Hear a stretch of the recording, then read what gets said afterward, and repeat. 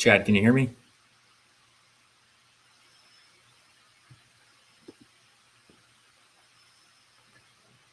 Mike, can you hear me?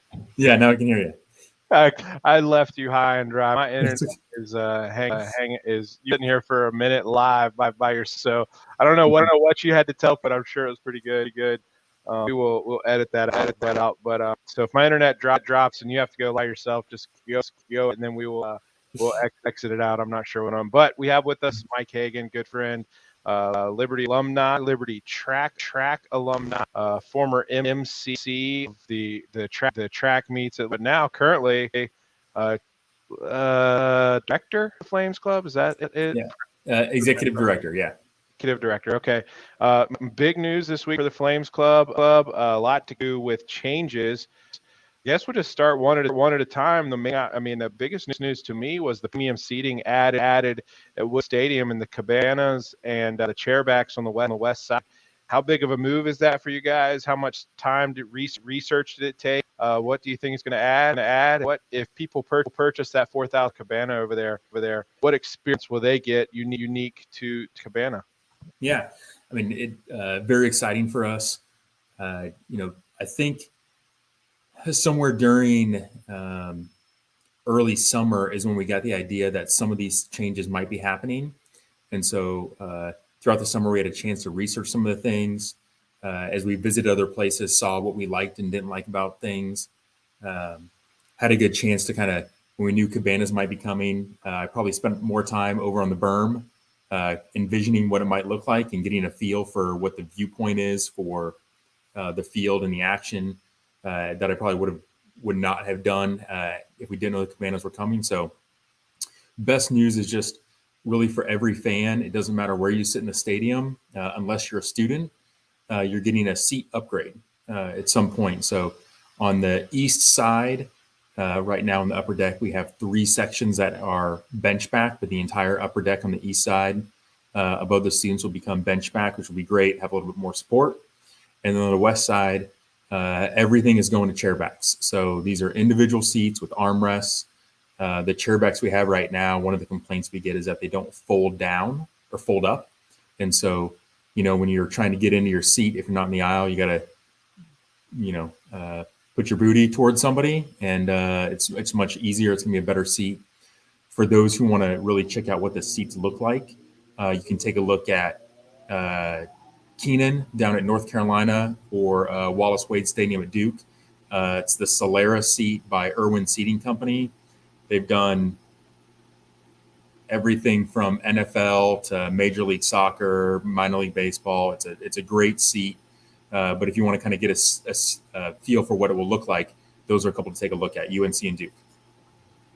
So the cabana, what is that going to be like in terms of the experience? What is the person getting? I mean, it looked like to me. I mean, I read the release over and I looked at pictures, zoomed in as much, and of course, just kind of just decide, what is it going to be over there? To me, the two things it gives, it's going to be close to gate one, which I love because that's the yellow bookstore seems to be a center area before the game, where the band comes and does their thing. You're right there near the main entrance is a big thing. The second thing is, if you have toddlers like myself, I think it would be amazing to have your own little space with 8 people. That way, if your kids are crazy and stuff, you're not worried about people to your left, right, front, and behind you. So, what is your perspective on is what do they offer that maybe some seats don't? Yeah, I think it's a great experience of, can you hear me right, Chad? So I'm in the basement and the furnace is coming on. Good. Can't hear me. All right. So I think the Yeah, I cabana, got you. Go ahead. yeah, they're going to be a great experience of. It's seats 8. It's semi-private, so you're still out in the open, but you kind of got partitioned walls all around you. We will have waiter or waitress service, so that it's at a price point a little bit different than the club area because it doesn't include the full buffet, but it'll be a good opportunity for people to get a good something to eat. Sorry, I'm trying to get that furnace turned off. Yeah, I got you. So that waiter service, super nice. You don't have to wait in lines at the concession stands and things like that. Um, Something else with the Flames Club I wanted to talk about with is we got basketball sold out this Saturday. That's a huge. Do you think we'll miss student allotment for ticket, or how are the students responding to Liberty Arena? Yeah. Yeah. So this Saturday, it is sold out. So it's great. I think not even the Missouri game was truly a sellout, and so this really is a first for us. I think it speaks to Coach McKay and what the team is doing right now. 4-0 in conference, and it probably helps that we got Jacksonville State coming in, who's 6-0 in conference, and um, just the excitement we have for there. I think a lot of people want to know, why did we build an arena of 4,000, and it's for this Saturday, right? It's going to be packed. It's going to be a hard ticket to get into. Hopefully the students line up and get in there packed. So really looking forward to it. And I think just builds on what that program is doing. So, lastly for you here is about the Flames Club membership in general. Ian told us, I guess during his conference, that the Flames Club had record levels already. You guys are just now taking yours for next year and kind of getting everything settled. Looks like it's going to be another great year. You have Virginia Tech and BYU, I know, is kind of helping that. Um, it looks like, even the minimum went from 60 to 75, and everything's kind of jumped up a little bit. I talked to at the Flames Club when I was redoing mine this week, that that was plans for a while, but maybe during the COVID year you held off for this coming year. So what does that mean? How does that help the Flames Club? Does that put us more in line with some of the programs we're competing against? And is a $75 membership? Maybe talk about how that's increased from 60 and just some fits. I know there's a lot of benefits that people don't really think about. So just talk about the increase in price, the record numbers, and then maybe some of that entry level benefit. Yeah, Chad. So you're right. This is the first time we've raised prices or for our membership fees, I think, since 2011. So about a decade. Our lowest level, the talent level, did go from 60 to 75. One of the questions we've had is really it's the lower half of memberships that increased. That wasn't intentional, and it wasn't that we wanted to burden our lower memberships. But where we've actually seen in the last couple of years is we have increased our ticket prices significantly for those folks who are at the upper half of our membership. And so, and we've been fortunate enough that while we see some ticket prices increase this year, we haven't done that in a few years.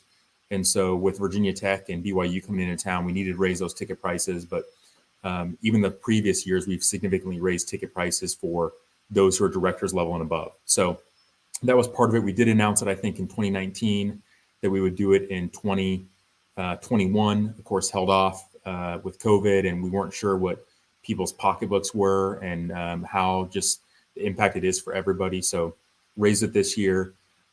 Still think it's a steal of a deal to be in the level and in the Flames Club. So I know North Carolina just recently raised all their prices as well. Their lowest membership is $100. They raised some from like $500 to $700. We try to be within about a 20% range for those levels that we did increase. The biggest one that you see would be, we have a lot of folks that join at the Eagle level, which was $120. That's now $150. The biggest benefit we see at that level is that you get into the pregame tailgate or have the option of purchase, as well as you get parking for any sport that you have a season ticket. So likewise, within the last year, we lowered the threshold for parking from our coaches level at 600 to 120, which is now 150, and added in parking for everybody at that same level in baseball. So that is hundreds of members who previously didn't get parking in basketball and baseball. We lowered that threshold just because we felt like it was the right thing to do. People love to be able to park close to the stadium. It's an economical benefit for us because it can be a challenge with students and parking attendance, but we feel like it's a good addition and a good benefit for our members. So you still got me? Can you still hear me? Okay, good. Now I've been a little bit of issues here, but we're working through it. Last question I have for you is more of a question. I'm excited. Flames Club's doing.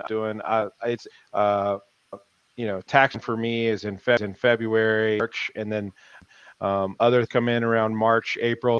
So always that time of year where I take that money. I'm like, the first thing I'm doing, getting this out of the way, getting my season tickets, some tickets on. It is so much fun, and the kids a lot. I've seen you a couple with the kids, and they love turning it into like a family event. I know that's kind of your guys' goal with Liberty, and it's so much fun, and they have a blast. So my last question for you is more of a personal thing. I see you at all these games, and you're always dressed to the nines. Uh, and I know you bring your wife and kids to the game times, but how much do you in like a game Saturday night? I mean, we're skipping over Thursday, so let's talk about Thursday. A game like Thursday night basketball game, you're there. How much of it are you looking at like, all right, we can do this with Flames Clubbers, we can do this with premium seating, or I got to talk to this person, or this person is a large donor that I've with for a long time, and I got to get that hand. How much of it is that versus hey, I love the Flames. I graduated from here. Let's get this game. Who's our starting five? Oh my goodness, Brody is shooting out. Keegan's.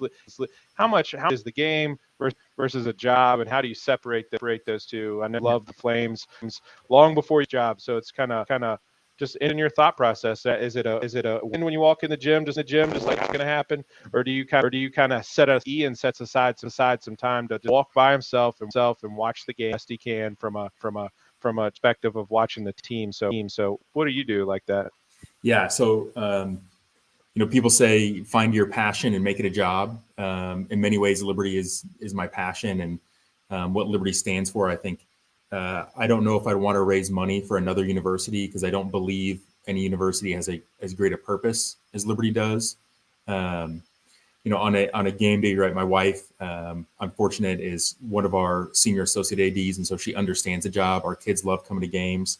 Those weeknights maybe push bedtime, so often they're out around halftime. But at a game, it can be a mix of everything. So it is a lot of shaking hands, and I mean that in a good way. It's visiting with people, catching up, seeing what's going on in their life. Um, they're invested in us, and we want to be invested in them as well. Uh, you know, we do spend more time in the club areas and courtside. Is for example for basketball. We don't intend that to be a slight on anyone. We want to treat everyone fairly and respectfully. But those are areas that we have a chance to make some inroads with people, and it's an easier place to sit and visit with. Although you'll see us on the concourse before the game, during halftime and after time, or after the game a lot. I will say I try to steal away a few looks at the game, but often I will be walking to my car and I know we've won, but I'll have to check my phone to see what the actual score was. Um, Not that I'm not pumped up for what's going on, but it can be so many things going on at a time that it's like, oh yeah, we won. And man, a lot of times actually on Sundays, I will go back and try to watch our games in football because I don't get to watch a lot of it during the game on a Saturday. So it's a chance to go back and kind of spend a little time as a fan and watch it. And it's great. Usually sometime after halftime, I'll try to sneak away and grab a little bite to eat, little dinner, and then get back and visit with folks. But our fans are great. They're passionate. You talk about our growth. We're at over 4,300 members for the first time ever, which is phenomenal. That's a lot of people who are supporting Liberty and supporting our student athletes, and we're thankful and lucky to be a part of it. Awesome. Well, it shows, and you guys are doing a phenomenal job. Love it. But yeah, we'll have to talk offline about the cabana. Me and my wife were right on the like, all right, cabana. Yeah. Is it club? Is it just West Side chairbacks?